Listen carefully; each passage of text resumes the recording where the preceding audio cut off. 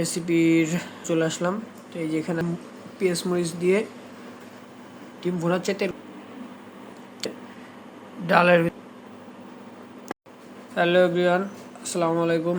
রন্ধনের কিচেনে আপনাদের সবাইকে স্বাগত জানাচ্ছি। আজকে আরও একটি মজাদার রেসিপির শেয়ার করার জন্য আপনাদের কাছে চলে আসলাম। তো এই যে এখানে আপনারা দেখতে পাচ্ছেন, এটা হচ্ছে ডিম পেঁয়াজ মরিচ দিয়ে হালকা দো পেঁয়াজের মতো করা হয়েছে। আর এই দো পেঁয়াজা দিয়ে গরম গরম ভাতের সঙ্গে খেতে খুবই টেস্ট লাগে। ডিম ভুনার চাইতে এরকম দো পেঁয়াজা আমাদের বাসার সবার প্রিয়। আর এখানে অন্য একটি আইটেম দেখুন, এটা হচ্ছে মুসুরির ডাল আজকে টমেটো দিয়ে রান্না করা হয়েছে।